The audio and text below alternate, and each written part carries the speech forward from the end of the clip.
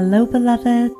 Welcome to the Amanda Collins podcast. It's my honor to help you awaken to joy, be your greatest self, and live a life you love. I'm Amanda Collins. Each week, I'll share tips, practices, and rituals to help you feel the storehouse of joy inside.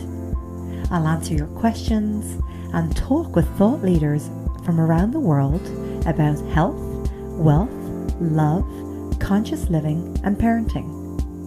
Are you ready to live your most fulfilled life?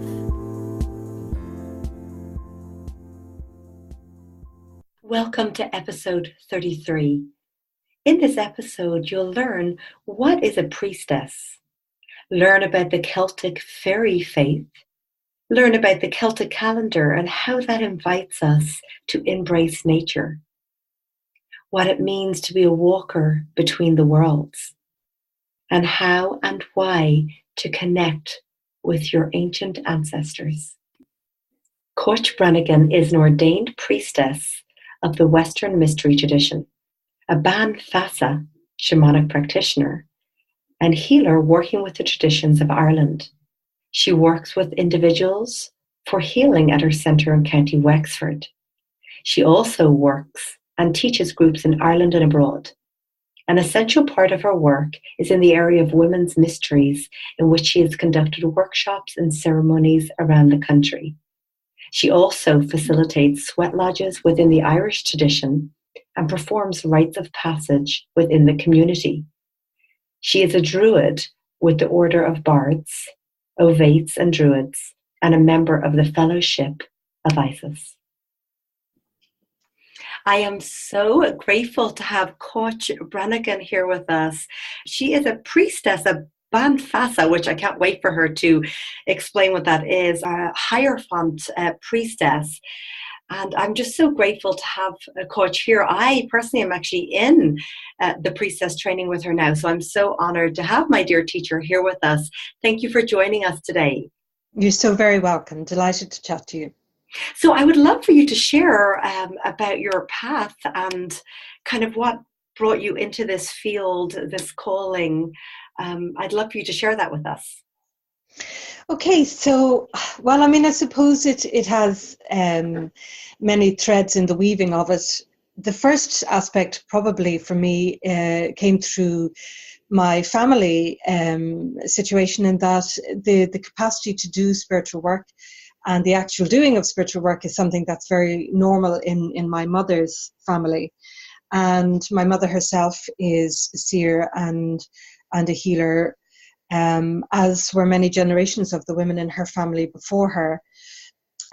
So, as a young girl, realizing that those capacities were there for myself, I had a lot of dreaming, a lot of seeing of things, and it led me to question the beliefs that I was being brought up in. I was reared a Catholic. It led me to question the environment I was growing up in, as I would often dream about the land underneath, and sometimes I understood the dreams and sometimes they were unclear until much later on.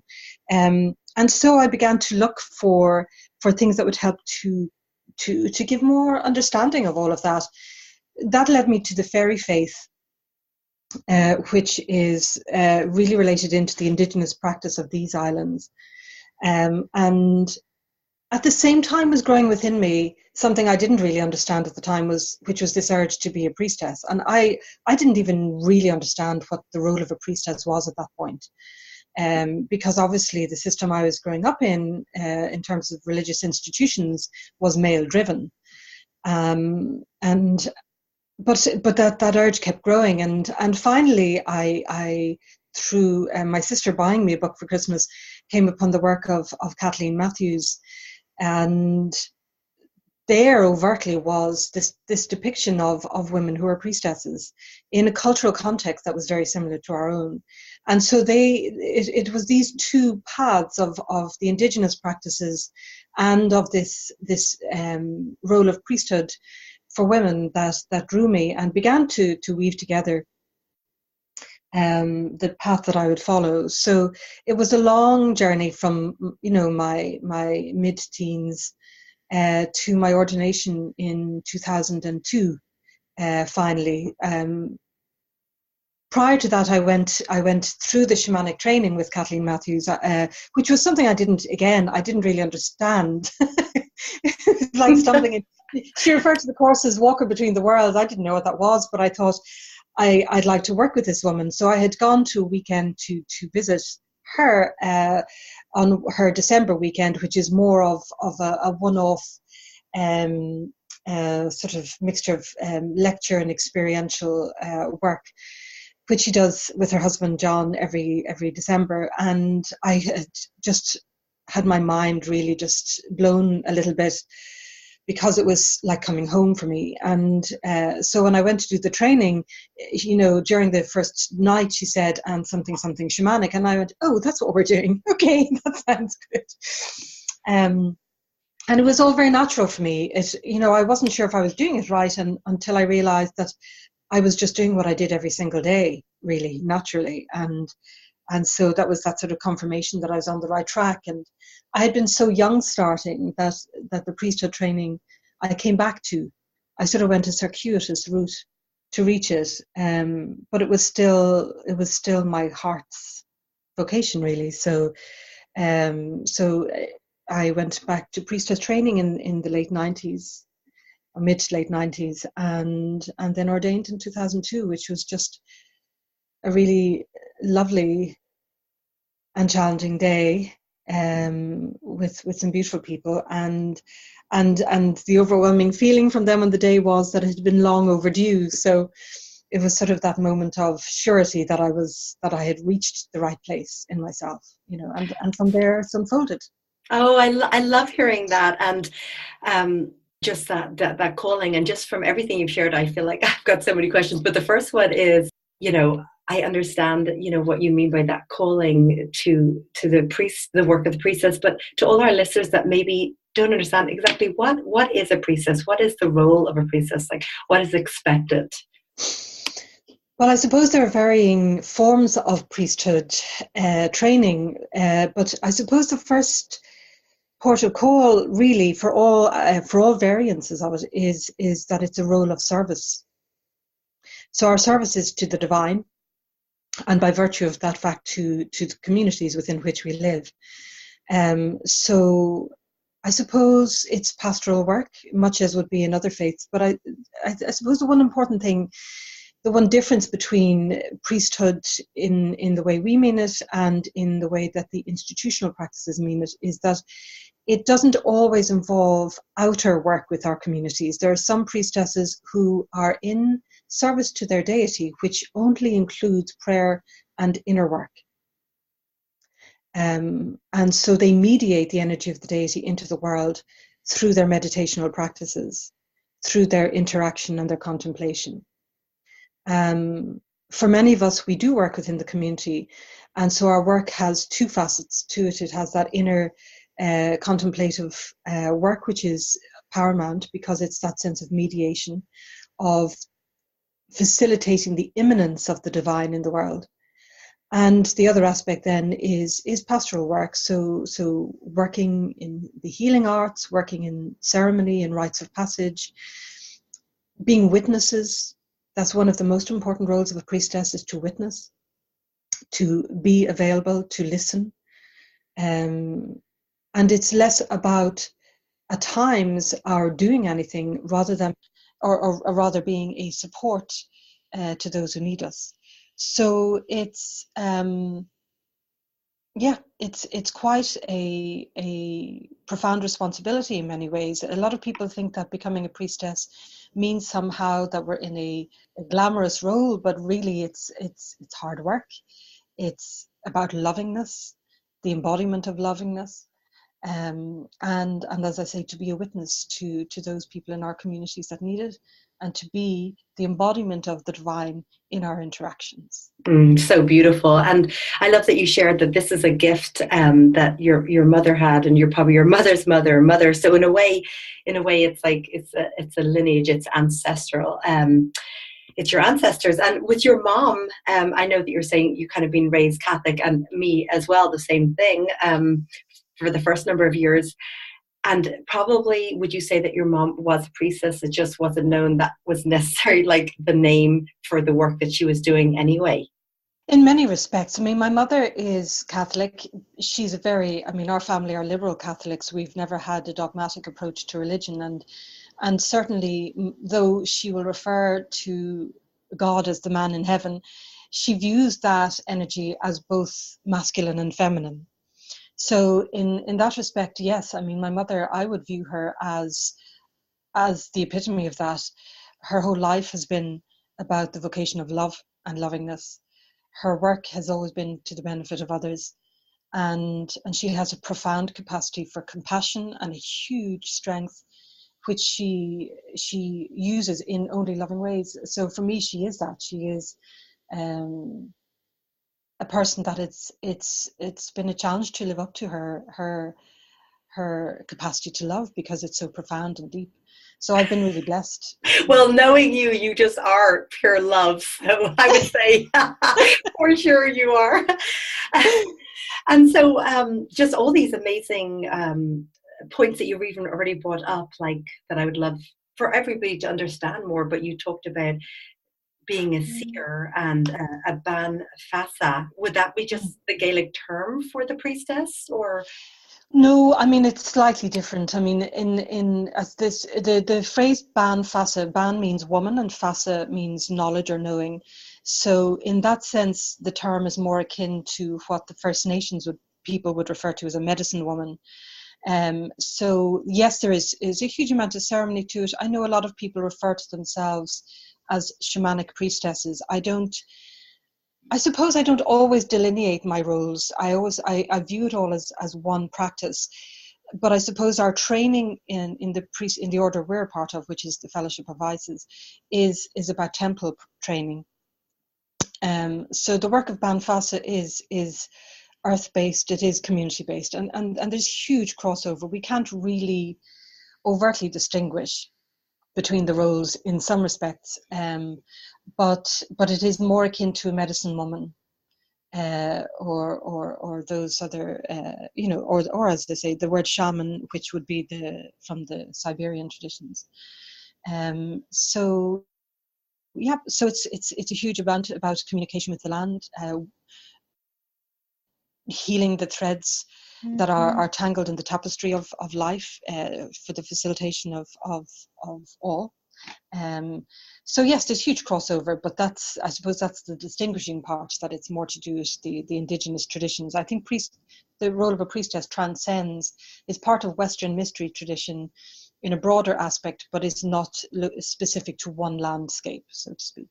Absolutely. And Kathleen Matthews, who is so wonderful, you shared about a class that she taught in that December, the Walker Between Worlds. And I loved how you put it. It was just like, you just knew that you were home.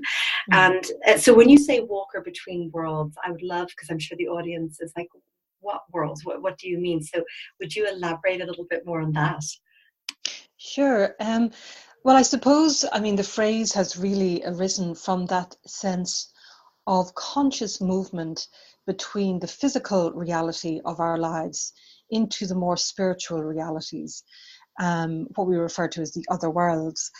And I suppose one of the things that's really important to keep in mind is our modern perception of the world is really influenced by the rationalist era, where the imagination, where spirituality has been perceived as being diminished somewhat, that the imagination is the place of fantasy rather than perception, to some extent. And one of the things that is very clear from all traditions around the world is that there has been always an awareness that there is a spiritual existence, a spiritual world that overlaps our own. And some people perceive it and some people don't perceive it, but know it's there. This is where the whole concept of faith and trust comes in, because there's a lot that we do not know for sure, but we, through, in terms of our outer perception, in terms of what we see and hear, but that we in our hearts believe in. In Irish tradition, we have this very strong textual basis and experiential basis for a belief in an other world that includes the fairy realm, that includes the realms of our ancestors and the spiritual existence of all life with which we can interact. And so the indigenous traditions of Ireland are as all traditions, indigenous traditions of the world, where the belief is that we can communicate with the spirit of all aspects of life, whether it's the trees and the rocks and the spirits of the animals, or whether we go beyond that into the deeper spiritual realms, where we see the landscapes described in mythology, in the language of the mystics, of these realms that are transcendently beautiful, depictions of orchards where fruit and blossom are on the trees at the same time, this ever-living place which is beyond that of the physical world, but is also contained within the planet of Earth, distinguishing very clearly between the world of our construct and the Earth as a spiritual conscious entity. So walkers between the worlds are people who choose very consciously to move their awareness between these realms for the purposes of healing and communication. Every human being has the capacity to do so, but the walkers between the worlds are generally people whose vocation it is to do that as their work. That's beautiful. And I love that you've mentioned a couple of times the fairy faith at a very young age. You discovered that. And then now also between worlds. And I know because I've done training with you on the fairies, not necessarily like fairy tales, little colored wings and everything. So would you share a little bit about your connection with the fairy realm? And I know they even love to play in your garden and be in your garden. So share a little bit, because people are always fascinated and know that connection is like, we're going to Ireland to connect with the fairies. So tell us a little bit more about that. Well, I think the first thing that's incredibly important is that we must strip away this Victorian falsehood that fairy beings are these lovely little creatures that have wings like Tinkerbell and fly around on our shoulders. In Irish tradition, the fairy beings are 6 to 8 foot tall light beings who are akin to angelic beings, though they inhabit the earth. And within the sort of later concept of fairy world, the elemental beings of plants and trees are incorporated. For example, the much abused leprechaun, who's sort of used as a sort of a tourist icon, really, is a being that is connected with the minerals of the earth, very much like in Scandinavian tradition the dwarves are.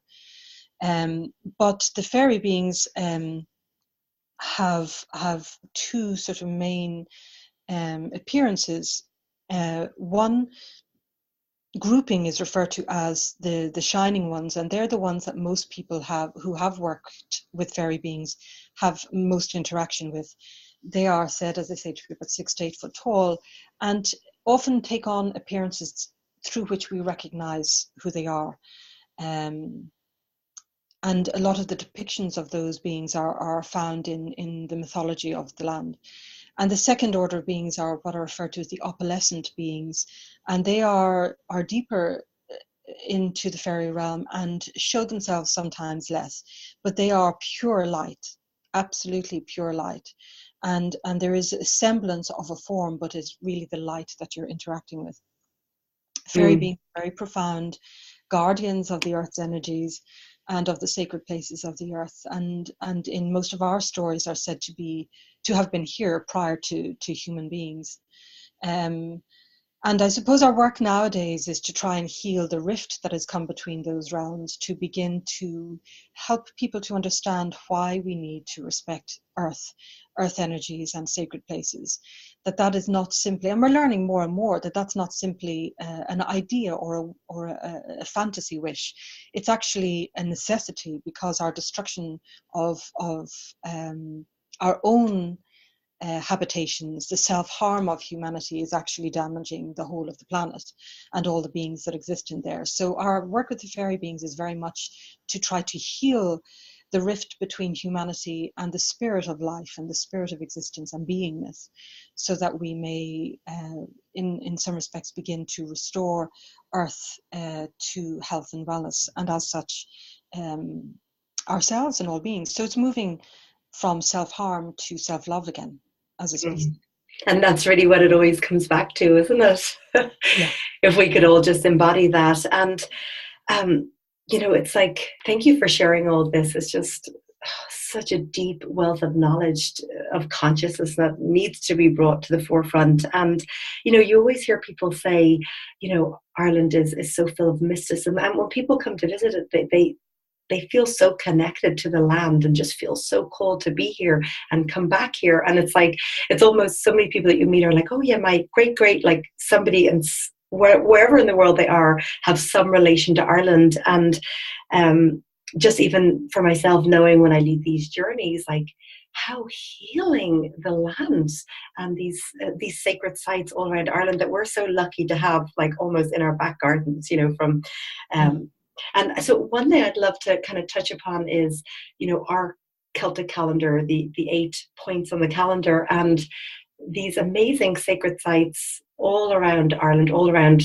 in England as well, but these stone circles, and just kind of understanding the intention when they align with, the Celtic calendar. So maybe we could start with that, and you could tell us a little bit about the Celtic calendar and the points on the wheel. Sure. I mean, I think absolutely we're actually tremendously blessed in this country. Though some sites have been damaged and destroyed over the years, we have a vast wealth here, and we're so lucky. I mean, it's one of the things I think when I look at the destruction of places like Syria and Afghanistan is just that awful tragedy where their whole history is being annihilated. Sacred sites that were hundreds and thousands of years old just being wiped away. And I was at Newgrange recently with some friends, and looking at it, thinking that some of the sites in the world that have been destroyed are the equivalent of Newgrange in those places. So we are extraordinarily lucky here. And I think as a mother country, Ireland has that capacity to hold, as you say, that what we refer to as the mystical energy, but that energy of healing. But it also can challenge people. And I think that's one of the things that isn't talked about as much, that a landscape that has a role as a mother landscape, as a healing landscape, will sometimes provoke that sense of peace and release, and for some people will be a very challenging place where they are sent into the patterns of their ancestry, into the patterns of their life for healing purposes. So and the wheel of the year and its role really in terms of our psyche, in terms of our lives, is to bring us back constantly into connection with those deeper mysteries of land, which transcend the physical form of the land. So the first festival of the Celtic year is Samhain, the festival of the winter, Samhain meaning summer's end. And it's really important to understand, with all of the festivals of Ireland and with a lot of the Celtic countries like Scotland as well, is that the festivals are on the eve of the day, from that understanding that light is born from the darkness, just as a child is born from the womb. In the darkness, the light exists and is born into consciousness.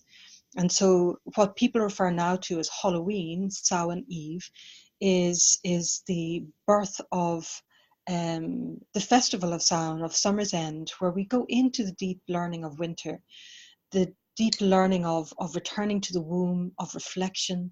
And it's the time where a lot of study and learning was done to allow us to nest into our psyche and into our academic and intuitive capacities, and deepen our knowledge of life and of spirit. And it's also the festival of the ancestors. That's one of the couple of times in the year where the ancestral realms are extremely close to the physical one, and also a time where the fairy beings are moving from one home to their other home. In other words, they have summer dwellings and winter dwellings. and they travel between those twice in the year. So a very powerful time for introspection, for reflection, for communion with our ancestors, and with allowing ourselves to move into the mysteries of darkness and death and ending, so that we may move towards rebirth. The festival after that is the winter solstice. But the four festivals of Ireland, the four main ones, are Samhain first, and then the one at this time of year, which is Imbolc, the lactation of the ewes, the festival that most people relate to as being the festival of Bridget, Bridget as goddess and Bridget as saint. And lactation of the ewes, this emergence of the serpent of spring, the serpent being that thrust of energy in the land that rises and feeds and fertilizes and shows in the first signs of flowering in the earth. Nowadays, a lot of people try to place the first day of spring at the March equinox. We actually don't in Ireland. The 1st of February is the first day of spring, and people think it's odd because it still feels so wintry, particularly now we have snow this week again. But there is that awareness again that spring is born from the cold, that spring just doesn't arrive hot, that it is this movement from winter. And so the 1st of February is that honouring of the first day of spring. Sometimes the daffodils are up, the snowdrops, and that movement then as the sun grows and thrives and builds towards the spring equinox. And our next big festival then is Bealtaine, which is the May festival. Nowadays it's celebrated on the 30th of April and the 1st of May. But originally it was celebrated when the hawthorn tree first blossomed. So that can often be a week or two in the difference between the 1st of May and the actual blossoming. So that festival is known nowadays as a fertility rite. It is about the light penetrating the earth and the strengthening and burgeoning of summer. It's the first day of summer in Ireland. But it's also about that deeper mystery of the union between polarities, which creates unity. So whether that polarity is masculine and feminine, heaven and earth, all different facets of life, the light and the dark, it's that union of polarities which leads to life and creativity, and the third principle, which is the child of light. Then we go through the summer solstice and this again this time of the movement of fairy beings into their summer dwellings and this sense of proximity between the worlds, that the old expression, the veils being thin, where we have strong communication with the other world. And heading then towards 31st of July, 1st of August to Lunasa, the celebration of the festival of Taltu, the goddess Taltu, whose foster son Lu set the festival in place, Lu being one of the sun gods. And this festival is a harvest festival. So it is that sense of the end of summer, the first day of autumn, the harvest coming in, but also importantly in Irish tradition, this bringing of the kernel called ethna in Irish tradition up from beneath the land, showing that even in the harvest and the death of the crop and the harvesting of the crop, there is this seed of new life that promises that as we move towards winter, there still is life to come in renewal.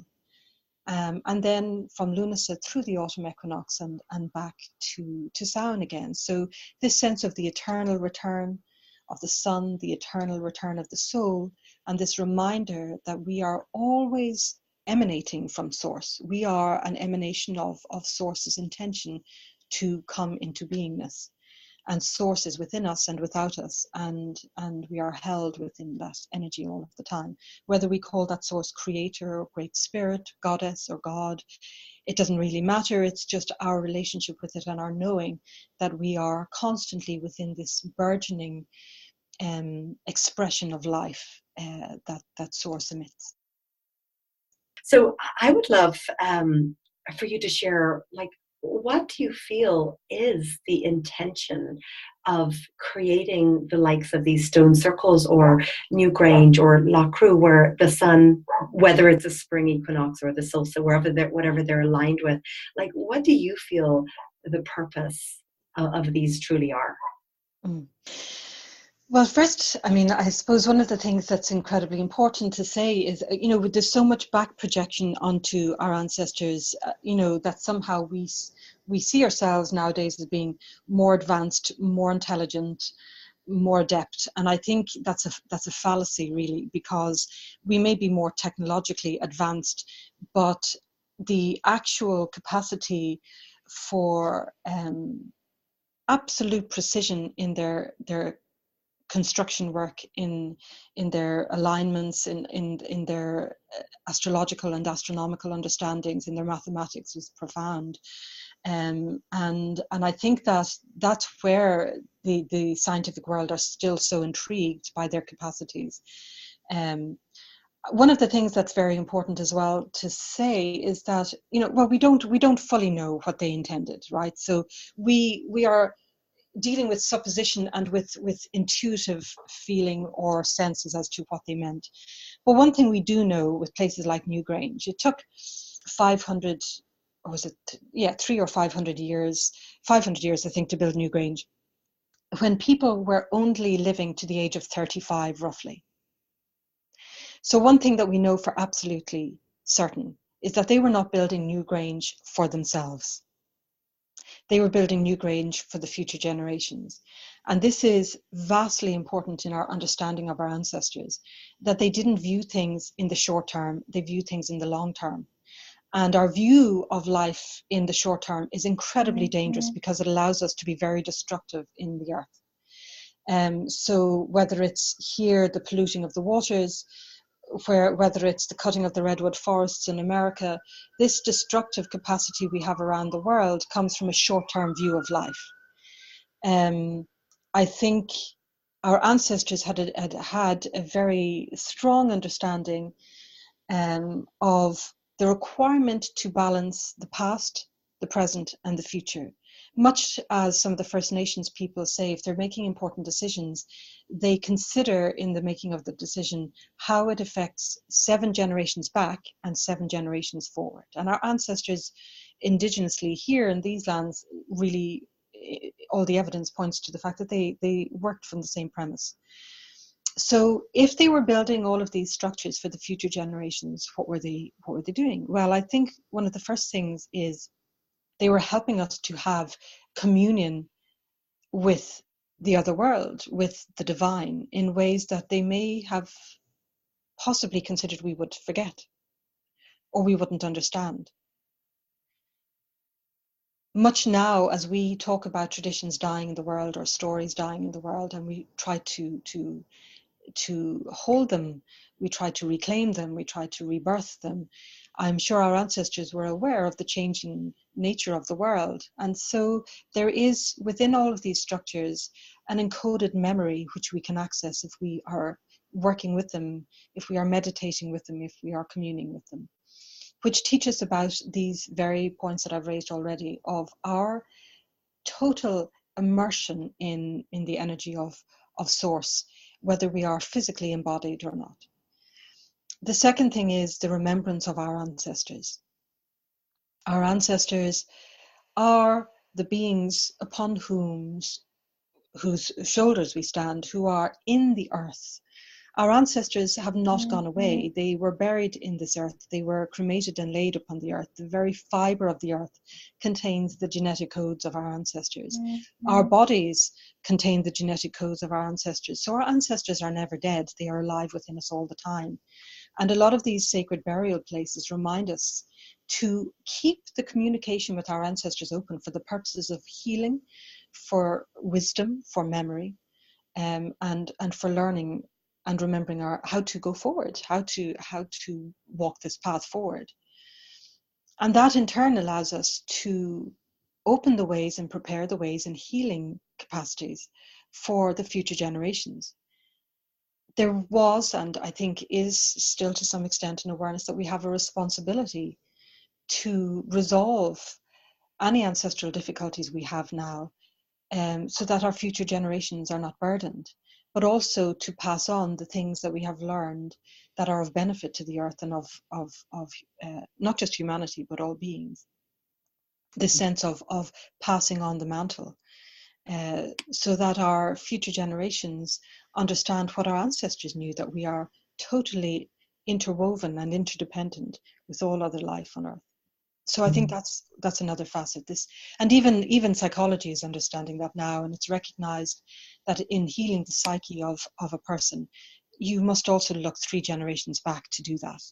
So psychology and medicine are catching up with what has been held in indigenous consciousness for millennia, which is we need to communicate with our ancestors to heal ourselves. And I think then when we move to other structures like stone circles, again, it is that sense of unity between heaven and earth. Not just earth on the surface as the earth as we view it, but the consciousness of the earth, the planetary energy and spirit of this earth upon which we live, for balance, for harmony, and for expanding our awareness, because we are beings not only of physical form, but we have stellar genetic code within us as well. And we have souls that transcend all of this and will return to that source, carrying whatever wisdom we have brought. So I certainly think it is about communion with all the facets and tides and rhythms of life that impact us. And also, a lot of the time, we have evidence that important things were done at these places, like, community decisions that would affect the whole of the population. So that awareness that every decision we make is infused both with spirit and with the responsibility for the previous and future generations. So that's sort of just sweeping through it. Obviously, we can go into more detail about the use of sound in stone circles, the use of stones to ground energy into the earth and strengthen certain places, or to lift powerful energy from certain places up into heaven. I mean, and by heaven, I mean the heavens, the universe, the cosmos. So there's so many facets to it, but that's sort of as quick a meander through it as possible. Really. Oh my gosh, that is just so amazing. Oh my goodness. Thank you for sharing that. And it was interesting when you started sharing about Newgrange that it took between 300 to 500 years old to build it at a stage where we're only living to 35 years. It's just like, and then when you said it wasn't about like, let's just do this for ourselves right now. It's like for our generation and the next generation. And it's like a way of communicating and helping us remember these ancient traditions, where we come from, how to commune, and bring them into our present day life. Oh my gosh, I know it's like, oh, we could just speak for hours and hours and hours. Well, I would love just if you would share maybe 3 ways that, like, because people listening here are all over the world, living in cities, maybe don't have a sacred site around the corner, but want to connect with their ancestors, want to connect with that ancient way of being, and maybe, aren't able to fly to the other side of the world or to wherever it may be. How can they do that and connect with that reverence and that ancientness, just sitting in their own home, wherever that may be? What are some practices that you might suggest? Okay. Well, as I said, I mean, the first and most important point is that our ancestors are alive within us, because our genetic code contains the lived experiences of all of the generations before us. And I think one of the things that's done in Ireland, and it's done in many cultures, Japanese culture is very strong in this as well, but is having a shrine to the ancestors, or some sort of place where we honor the ancestors in our home. So that can simply be done by maybe having a picture of family members who've passed over, or some emblem that for the individual represents ancestry, and a candle or some sort of light that's turned on. And most of a practice with our ancestors is about sitting in silence and listening, because our body, our psyche, and the wisdom of our bodies tells us everything. So if we sit in front of a shrine for our ancestors and ask to become aware of the presence or influence of our ancestors within us, when we sit in silence and listen, that presence becomes clearer to us, perhaps as feelings within our body, perhaps as memories, perhaps as sensations or emotions. And from there, it's exploring the stories that we tell ourselves about ourselves and about our families. It's one of the things I often joke about, in terms of Ireland, and Irish mothers is, it's changing a little bit now, but when, in my lifetime, growing up, you rarely got into an Irish house without being fed. So true, yeah. It was hard to escape going into a house without having at least taken something, because it was that sense of hospitality. But the other aspect to that, I mean, we have very strong laws of hospitality in Ireland. Some people are still practicing them, others have forgotten. But I think laws of hospitality are really important because they're about the interchange. But aside from that, what must be remembered also is that there is huge poverty and there was the famine in Ireland. And so oftentimes when people were feeding you, it was because you didn't know where your next meal was coming from. So while we have food, we will share it. So culturally, there is a whole aspect of genetic memory in this feeding of any guest that comes through the door, which is a mix of hospitality, of care for your guest, but is also to do with times where there was a lack of food. And so this sense of communal sharing of food. And you still see that in certain countries. I mean, I know that when my sister traveled in India and she was sitting on a bus on a very long journey, and a family that she knew were quite impoverished insisted on sharing their food with her because they were worried she had nothing to eat. And that comes from that same place of understanding lack. So there are things like that we can see from our own cultural perspective and our family cultural perspective, what patterns we have in our lives that relate to our ancestors. And it's really good to ask the question of, why? Why do we have this cultural aspect or this family aspect? How does it manifest within me? How does it benefit or hinder my life? And through those ways, coming to know the sort of more intimate aspect of our ancestry. But I think also, even if we're sitting in an apartment block in a city, far beneath the foundations of that building, there is soil, there is rock. And in that soil and in that rock are ancestors. The remains of people who were buried before, the remains of animals that may have died there, the remains of people that are totally immersed now into the soil and into the firmament of the earth. And so everywhere we are, there are ancestors within us and within the land. And it doesn't matter if we're in an apartment block, we allow our consciousness to sink down and down and down into the soil and the rock beneath the cities, beneath the concrete, and find there in that silence and that stillness the presence of ancestors. Because ultimately, no matter how many people are on the earth, we all come from the same root, the same species. And so whether our ancestors were First Nations people or European people or African people or whatever race, Asian people, we are all deeply related. And so through meeting the ancestors of one land, you meet all ancestors. Oh my So God. stillness, So the capacity beautiful. for silence, the capacity to allow our consciousness to open in invitation to the ancestors who come in lovingness. Ancestral work also brings its challenges because there's so much that we need to heal in the world. But if we open first to the ancestors that come in lovingness to help teach us, then we can begin to form that bond. No matter where we are, there's no place that our ancestors are absent. Yeah. Oh my gosh, this is absolutely amazing.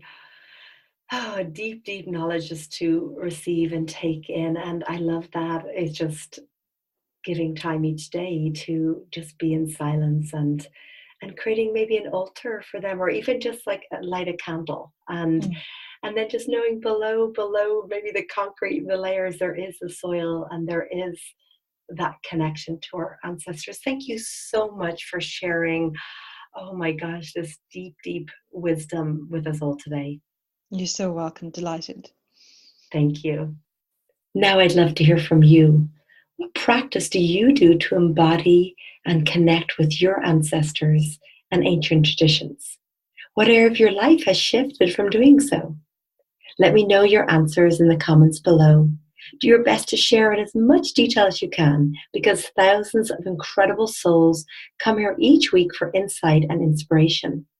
Your story may be just what someone else needs to hear to have their own breakthrough.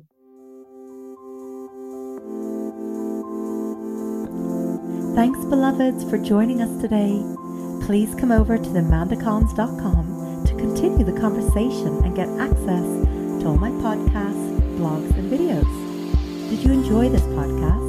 If so, please subscribe to the Amanda Cons podcast on iTunes and leave us a 5-star review.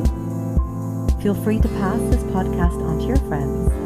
That helps us get incredible guests to share their secrets for an inspired and joyful life. If you want more great resources, come over to amandacons.com and join my mailing list for all my latest content. Thanks so much for listening. Until next time,